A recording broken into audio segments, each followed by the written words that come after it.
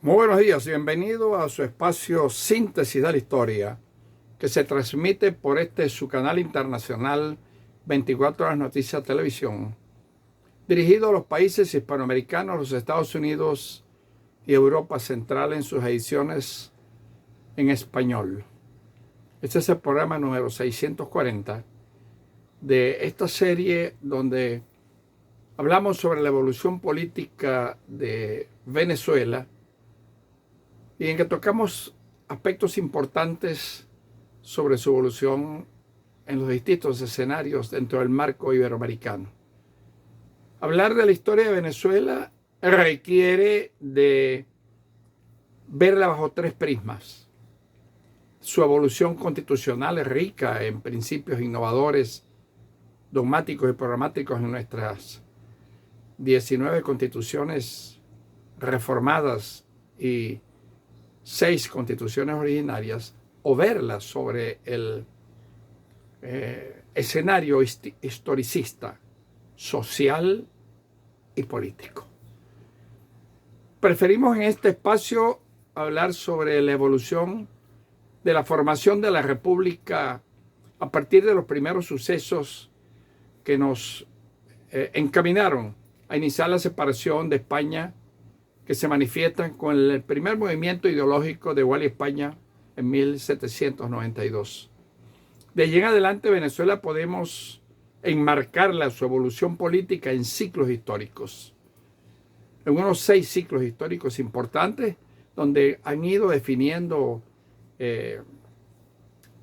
venezolanos de las distintas generaciones con destino histórico el papel que han desempeñado en la administración del Estado, en la conducción de la sociedad y en el sostenimiento de sus instituciones que tan precariamente se han podido mantener en un país levantisco desde que nacimos como república. Ese primer periodo es el que se inicia con Iguala y España y que culmina en 1830. Fueron exactamente 28 años.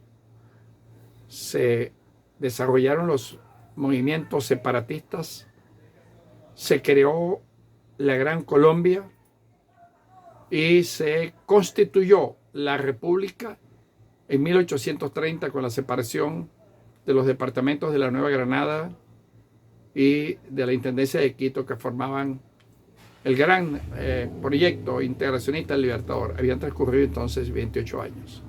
Un segundo periodo que va desde la instalación de la oligarquía conservadora con los generales Páez, Sublet y los Monagas, y el primer presidente civil, que fue el doctor José María Vargas, hasta 1863. Entonces han transcurrido 30 años más. Son periodos sucesivos de 30 años que venezolanos con destino histórico, repito, han asumido la conducción del aparato político del Estado, o por la vía de facto o por la vía constitucional. En 1864 triunfa la Guerra Federal, se impone la República Amarilla y la época del Guzmanato, la autocracia de Guzmán Blanco, con el respaldo de venezolanos ilustres, entre ellos Diego Bautista Urbaneja, Antonio Locadio Guzmán, un panfletario incendiario que fue responsable del desencadenamiento de la Guerra Federal.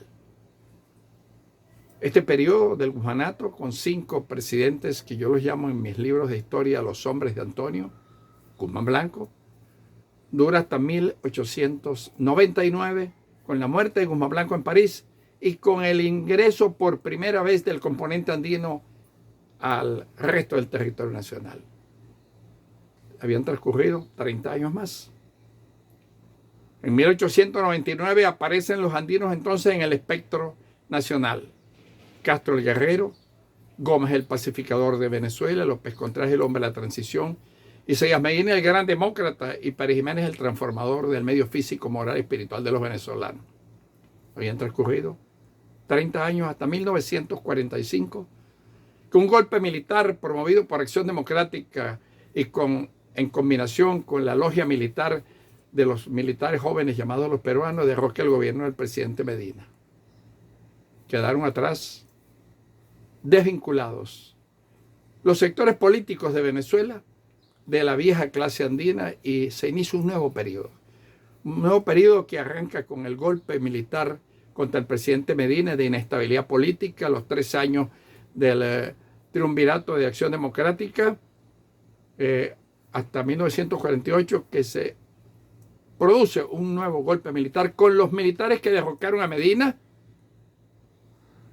los mismos que derrocaron al presidente Gallegos cuando el presidente Gallegos admitió que él no se había, lo habían tumbado los militares en su declaración en La Habana, sino que se había caído solo y que su golpe había comenzado a fraguarse el día que Acción Democrática derrocó al presidente Medina. Se inicia una etapa fulgurante de desarrollo impresionante de Venezuela y entra el país a vivir al siglo XX con 50 años de retardo. Un país empobrecido, 2.3 millones de habitantes en 1950. Ya había ocurrido el magnicidio del teniente coronel Carlos Delgado Chabó, presidente de la Junta Militar de Gobierno, que derrocó al presidente Rómulo Gallegos. Un país enfermo, desnutrido, desvinculado, vertical, social y horizontal geográfico, sin servicios públicos de ninguna naturaleza, aislado del resto del continente. El país de Juan Vicente Gómez, y que pensó que iba a ser el mismo país de Rómulo Betancourt y no lo fue. En 5 años entramos a ser el primer país más moderno de Hispanoamérica, con todos los servicios, vialidad, y el país se integró vertical social con un elemento que pocos conocen: la construcción del puente de Chama, donde los andinos bajaron al resto de Venezuela. Hasta 1958, que se instaure con el respaldo de los Estados Unidos por el mal ejemplo que había dado Pérez Jiménez de desarrollo a los restos de los pueblos americanos, y se instaura el llamado régimen de los partidos. Acción Democrática, COPEI, Acción Democrática, se turnaron el poder por 40 años, se implosionaron políticamente y le dieron paso a su engendro político, lo más importante que fraguó la Cuarta República, Hugo Chávez, con la Revolución Bolivariana del siglo XXI y el nuevo concepto de sumisión a un imperialismo distinto al norteamericano, que es el imperialismo cubano. Habían transcurrido 40 años más. Entonces son ciclos de 40, 50 años, repito, en que un grupo de venezolanos con destino histórico asume la conducción del aparato político del Estado. Les habló Eduardo Guzmán Pérez para 24 Horas Noticias Televisión de Bloomberg News.